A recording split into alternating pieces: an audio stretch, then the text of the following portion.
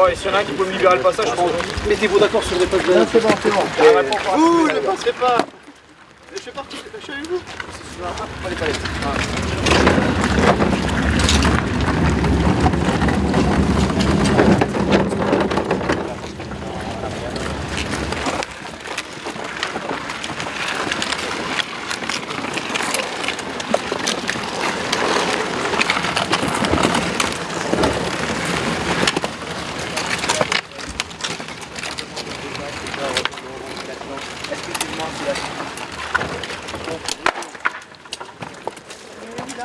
Commencez à finir la deuxième, je vous le dis. La deuxième où? Là-bas, on va se faire déborder. C'est la grande journée de la mobilisation des surveillants pénitentiaires aujourd'hui. Non, c'est pas la grande journée, ça a été toute la semaine, ça a été ce week-end, c'est encore aujourd'hui. C'est tout un mois entier qui va peut-être se profiler si là-haut ça bouge pas. Donc maintenant, là, les collègues se sont tous réunis, ils ont joué toute la semaine, ils sont certes fatigués, mais ils sont totalement déterminés. Et aujourd'hui, il faut que ça paye. Les collègues, ils ont été chercher leur destin. Maintenant, ce qu'ils veulent, c'est exactement le concret, tout ce qu'on demandait depuis la semaine. Des propositions ont été faites par le ministère de la Justice. Visiblement, vous les avez refusées, rejetées. Pourquoi ? Mais vous savez, les propositions de ce genre-là, ça fait des années, des dizaines d'années que les gouvernements successifs nous les proposent. On n'était pas parti aller chercher de la réformette. Ce qu'on voulait, c'était un plan concret. Les collègues, ils sont en train de crever sur les coursives. Vous avez bien vu les images tout le long de la semaine, que ce soit à l'intérieur, à l'extérieur. Les collègues, ils en ont bavé, ils ont pris des coups, ils ont pris des coups de lame. C'est totalement inadmissible. Et on n'est pas venu chercher du petit gagne-pain. On est vraiment chercher nos vies, là. Que faut-il maintenant pour sortir de la crise ? Que faut-il pour sortir de la crise? Que le gouvernement se mette vraiment en place, qu'il recommence les négociations avec toutes les organisations syndicales, parce que les organisations syndicales, elles ont enfin écouté leur base. Et il est grand temps que ça paye. On a vu au jour le jour une fermeté de plus en plus importante des forces de l'ordre à votre compte. Vous craignez qu'aujourd'hui ce soit encore le cas? Mais bien sûr que ce gouvernement sera encore montre le cas. Bien sûr que ce sera encore le cas. Là-haut, ils veulent pas négocier, ils veulent montrer qu'ils sont dans la maîtrise. Sauf que j'ai enfin entendu pour la première fois cette semaine que le gouvernement Macron faisait face à sa première crise non maîtrisée. Et il est hors de question qu'on lâche, ça nous a encore plus boosté. Et là, ce week-end, avec les dépôts de clés, on était passé vraiment à un stade au-dessus. Pour la première fois de mon début de carrière, et crois-moi, ça commence à faire quelques années de vol, j'ai vu des collègues se mettre en sécurité, j'ai vu de la cohésion, j'ai vu franchement de la solidarité entre mes collègues. Et maintenant qu'ils ont goûté à ça, ils veulent plus faire marche arrière. Qu'est-ce qui va se passer là concrètement ce matin? L'idée c'est quoi? C'est de tenir le plus longtemps possible avant d'être délogé? Comment Exactement, c'est le même dispositif qui a été mis en place que depuis le début de la semaine. Là, ça va encore charger, ça va encore gazer, mais par contre on va tenir le coup. Parce que de plus jour en jour, mes collègues sont de plus en plus déterminés et il est hors de question qu'on lâche quoi que ce soit. Qu'est-ce que vos collègues qui doivent prendre leur service veulent faire ce matin-là? Les collègues, ils vont décider, on va prendre la parole, et c'est franchement les collègues qui vont décider exactement de ce qu'ils veulent faire de leur journée. Vous attendez quelque chose de la garde des Sceaux qui veut recevoir encore les syndicats aujourd'hui ou vous espérez? Écoutez, honnêtement, je ne suis pas dans le secret des dieux. Moi, tout ce que je sais, c'est que j'ai des gaziers aujourd'hui qui sont déterminés. Maintenant, à Madame la Ministre de prendre ça en considération et de mettre vraiment ce qu'il faut sur la table. C'est quand même une main tendue. Oui, c'est une main tendue, mais la première fois, elle pensait aussi tendre la main. J'espère simplement que cette fois-ci, elle l'aura pris dans le bon sens. Concrètement, qu'est-ce qu'il faut aujourd'hui pour que vous signiez un accord? Il faut clairement des revalorisations salariales au-delà des postes annoncés et que les postes soient plus importants. C'est exactement ça, mais il ne faudra pas aussi oublier le sécuritaire. Il va falloir revoir tous les effectifs et de façon cohérente, pas juste un bouche-trou qu'on va perdre en 4 ans. Et il va falloir revoir tout le recrutement. Il va enfin falloir que notre métier soit attractif. Les policiers, il y a quelques années, l'ont fait. Maintenant, c'est le tour de la pénitentiaire et on va aller le chercher. C'est la colère qui vous fait parler aujourd'hui? C'est la colère, c'est la détermination, c'est tout, c'est les tripes. C'est exactement tout ce qu'on vit depuis des années. C'est mes collègues que je vois par terre sur les coursives, prendre des coups de lame, prendre des insultes. C'est mes collègues que je vois chez les psychologues parce qu'ils se sont fait agresser et qu'ils ont du mal à s'en remettre. Il y a tout ça qui est en train de ressortir en ce moment. Il y a tout ça qui nous fait nous mettre ensemble ce matin et mes collègues, ils vont rien lâcher. Ça veut dire que l'État prend pas la mesure des conditions de travail que vous subissez? Non, ils pensaient qu'on était des petits toutous bien gentils, bien aux ordres. Mais voilà, au bout d'un moment, quand le toutou il peut plus avancer parce que le toutou il a fait 60 heures dans le mois, qu'il n'a pas vu sa femme, qu'il n'a pas vu ses gosses, et ben le toutou le matin il est devant les portes de l'établissement et il n'a plus envie de lâcher quoi que ce soit. Ça veut dire que vous avez peur d'aller travailler? Bien sûr qu'on a peur d'aller travailler, bien sûr que mes collègues ils vont au boulot la peur au ventre, bien sûr qu'ils regardent sa fille, son fils, sa femme dans les yeux en se disant que c'est peut-être la dernière fois qu'il va les revoir. Vous croyez sincèrement que les collègues qui étaient en Corse, les collègues qui étaient à Vendin, vous croyez sincèrement qu'ils pensaient que ça pourrait leur arriver? Bien sûr, ils savaient et pendant ce temps-là le gouvernement il laissait faire. Le micro est ouvert pour Madame Belloubet, si elle vous écoute, qu'est-ce que vous avez à lui dire? Madame Belloubet, arrêtez les petits fours, Arrêtez de venir en pensant que la situation elle est réglée. Madame Belloubet, je vous invite à mettre la tenue, je vous invite à recevoir tous mes collègues et vraiment tout le monde. On a des idées, elles vont pour une fois dans le même sens. Il est grand temps de nous écouter et il est franchement temps d'aller faire un vrai plan prison qui corresponde aux attentes du terrain. Super, merci. Vous avez un masque à gaz, ça veut dire que vous êtes encore inquiet d'affrontement avec la police, c'est l'État contre l'État? Exactement, on va faire comme depuis le début de la semaine. C'est les forces de l'ordre qui vont venir déloger les forces de l'ordre. On va encore donner un triste spectacle pour la République. Mais c'est pas grave, on a l'habitude. Vous savez, des mouvements, ça fait longtemps qu'on commence vraiment à en faire. Là, cette semaine, moi, j'ai franchement vu quelque chose d'historique. Je pensais pas voir ça dans ma carrière. Et franchement, j'en suis fier. Alors, si on prend de la lacrymogène, si on prend des coups, c'est pas grave. Mes collègues, ils ont le cuir dur. Ça va encore faire le tour des images sur toute la France. Et pourquoi pas à l'étranger? Parce que là, j'ai même appris que mes collègues en Belgique étaient descendus, ont passé la frontière pour aller filer un coup de main à mes collègues qui sont dans le Nord. Je peux être que fier de ça. Mais à force de vouloir de manière assez dure contre les forces de l'ordre, vous ne craignez pas qu'un jour ça finisse mal? Un blessé Mais écoutez, on tape pas de manière dure contre les forces de l'ordre, c'est les forces de l'ordre qui viennent nous déloger. Vous avez bien vu les images, vous avez bien vu ça. Nous on tend les mains, on est tranquillement aux ordres. Mes collègues ils sont disciplinés sur les mouvements. Alors maintenant, c'est sûr qu'il ne faut pas venir les échauder, parce que quand ils ramassent toute la journée, ils ont l'habitude de ramasser. Donc je veux pas de débordement ce matin, ça c'est clair. Et mes collègues ils vont répondre. Comment expliquez-vous que le gouvernement ne veuille pas aller vers le sens de vos revendications? Qu'est-ce qui explique cela? Honnêtement, on n'est même plus là à écouter. Tout ce qu'on veut, c'est que les choses se mettent en place. Le gouvernement a intérêt d'écouter. On n'est plus dans la réflexion du pourquoi, du comment. Il y a plusieurs idées qui sont ressorties. Le terrain a parlé ce week-end, a dit que le plan proposé, il n'était pas viable. Il n'était pas viable. Il est grand temps de l'étoffer niveau sécuritaire. Il est grand temps d'aller chercher nos effectifs. Il est grand temps d'aller chercher nos carrières, nos payes et la survie de ce métier. Alors Monsieur Baudin, on a entendu ce week-end que des négociations étaient avancées. On a même parlé à un moment d'un accord. Or, il n'en est rien. Aujourd'hui, la mobilisation semble extrêmement forte. Jusqu'où va aller ce mouvement? Écoutez, nous on va aller jusqu'au bout, c'est-à-dire ce qu'on réclame depuis le début. Nous, cet accord, de toute façon, on n'a pas été conviés à en discuter. Bon, ceux qui ont discuté ont bien vu que la base n'en voulait pas. Nous, on demande sécurité, indemnitaire, statutaire, c'est-à-dire qu'on veut quelque chose de concret en matière de sécuritaire. Nous, on a des propositions, il suffit de commander le matériel pour qu'on mette les agents en sécurité rapidement. Ensuite, on veut une équivalence police, on veut une catégorie B, on veut des salaires en adéquation pour pouvoir recruter, parce que le tout de nous donner 1100 emplois, et c'est insuffisant d'ailleurs, si on n'arrive pas à recruter, ça sert à rien, et surtout éviter l'hémorragie des collègues qui vont partir. Donc ce qui va se passer, c'est que toute la France va être bloquée, je peux vous l'assurer. Oui, vous aurez vous dites que à toute la France, vous aurez plus de mobilisation que lundi, qui était la plus grosse journée où 150 établissements étaient bloqués. Là, on va le dépasser. Et puis on va pas lâcher on va pas faire pause pendant les négociations. C'est-à-dire que moi, j'ai jamais vu un mouvement où on demandait aux agents de faire une pause le temps des négociations. Non, justement, on met la pression et on continue pour forcer l'administration à négocier vite et bien. Donc voilà sur quelle base nous on part à Force Ouvrière. Vous êtes dans un rapport de force, comme dans ce type de mouvement. Combien de temps peut tenir le gouvernement? Combien de temps pouvez-vous tenir? Nous on tiendra plus longtemps que le gouvernement. On a vu que l'image qui est véhiculée en dehors de la France d'ailleurs, et surtout la non-réaction du gouvernement va commencer à poser de sérieux problèmes. Donc nous on est prêts à durer longtemps. Donc ils ont laissé gérer le directeur de l'administration pénitentiaire, M. Bredin, qui nous a fait perdre une semaine. Donc il est temps, et on est content que ce soit la ministre qui nous reçoive, qu'on aille vite. Nous le but c'est de sortir de ce conflit le plus rapidement possible, qu'on puisse reprendre nos missions. Mais pour ça il faut nous donner ce qu'on réclame de l'indemnité. De l'indemnitaire, du statutaire et de la sécurité. Et tout est dans notre plateforme revendicative, ils connaissent ce qu'on exige. Donc la balle est dans leur camp, à eux de savoir combien de temps va durer ce mouvement. Depuis combien de temps la pénitentiaire n'a pas eu de réforme de fond? Depuis les années 90 réellement, sur le statut et tout ça. Sinon on a eu des mesurettes, mais rien qui a permis à notre métier d'être au niveau de la dureté et de la reconnaissance qu'il mérite. Alors pourquoi les gouvernements successifs ne veulent pas accéder à vos revendications? On est uniquement dans un esprit d'économie dans notre société, c'est ça?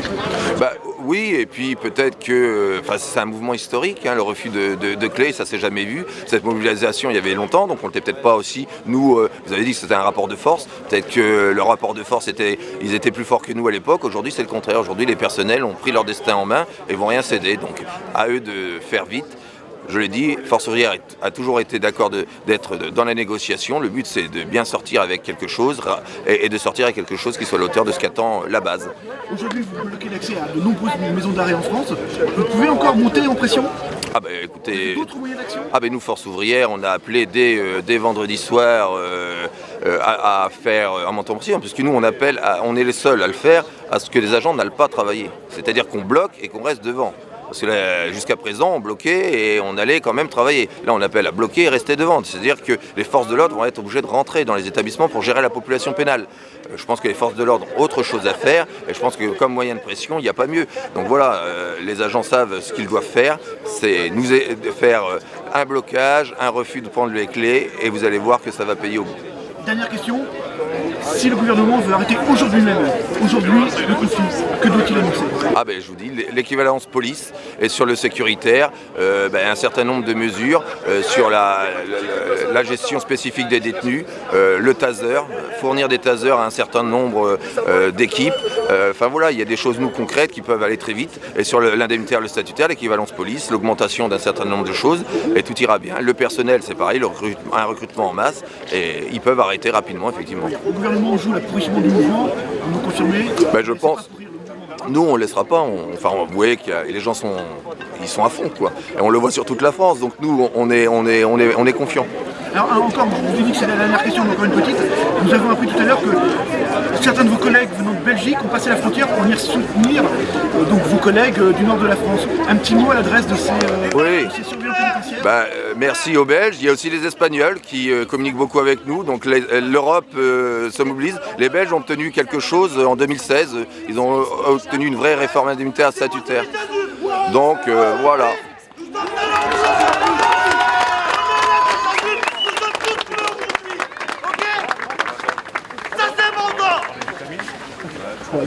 Depuis le début de la semaine, vous êtes restés mobilisés, vous avez tenu bon, vous avez inspiré toute la force pénitentiaire. Ça faisait des années qu'on disait « Ouais, Fleury, quand il faut un truc, tout le monde suit ». Mais il y a des gens qui doutaient, et cette semaine, vous avez remontré que c'était exactement le cas. Depuis le début de la semaine, vous êtes mobilisés. Ce week-end, vous avez déposé les clés, vous avez montré que vous êtes décisionnaire de votre destin. Et aujourd'hui, maintenant que vous l'avez pris en main, vous allez chercher votre dû. Vous allez rien lâcher. Vous allez tout péter. Les politiques de nous, ils nous chient à la gueule aujourd'hui. Eh bien, on va leur montrer qu'on ne nous chie pas à la gueule à la pénitentiaire. Allez, Fleury, On va pas se laisser faire.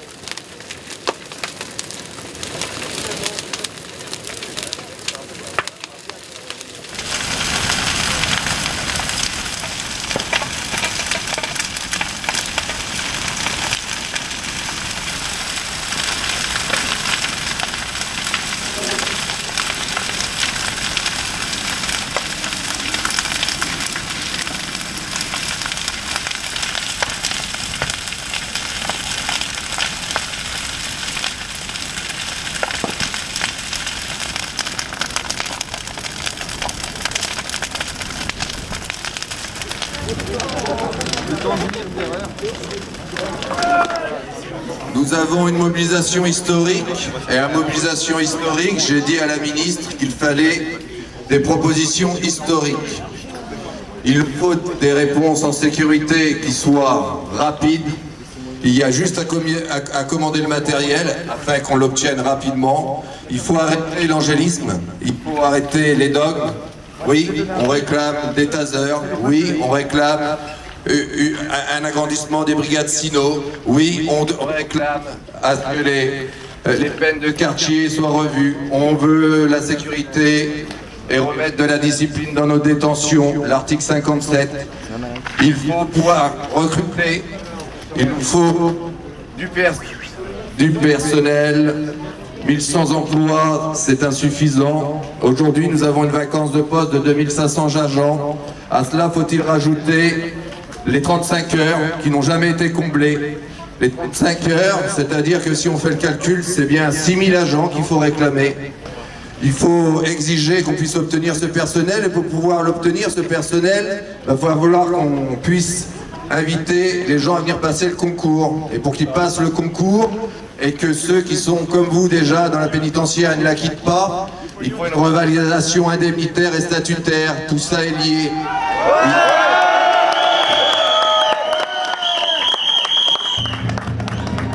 Il faut de l'argent, des salaires en adéquation avec la dureté du métier, des salaires en adéquation avec la dangerosité de ce métier.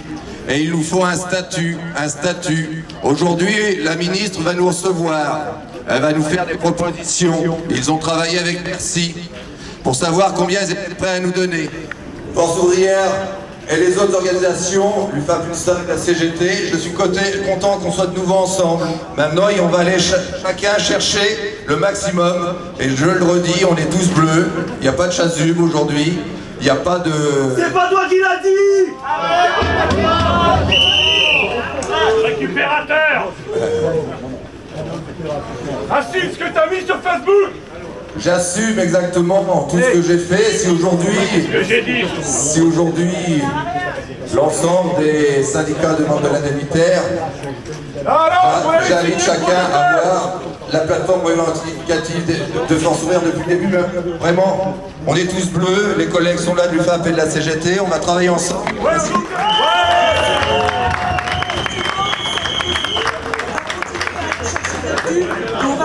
Tous ensemble, ouais, ouais. Tous ensemble, ouais, tous ensemble, ouais. Tous ensemble, ouais, ouais. Tous ensemble, ouais. Tous ensemble, ouais. Tous ensemble.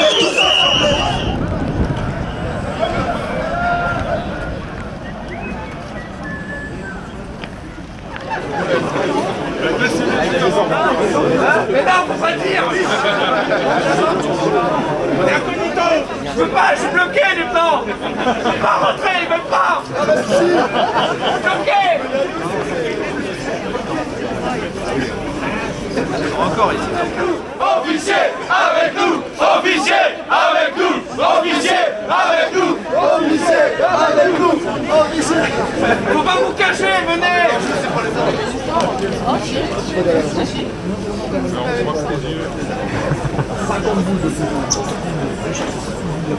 Ordre est donné de fermer la porte.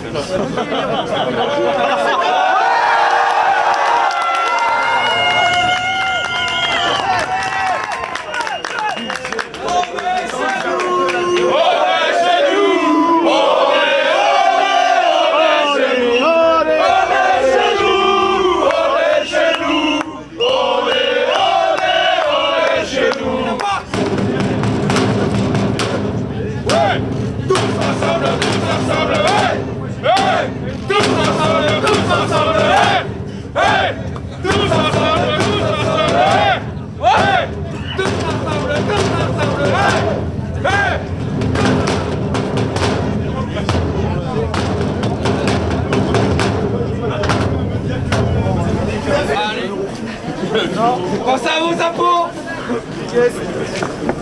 Un défi vaut 3 600 €. C'est le seul moyen d'augmenter la paye. Petite pièce, s'il vous plaît.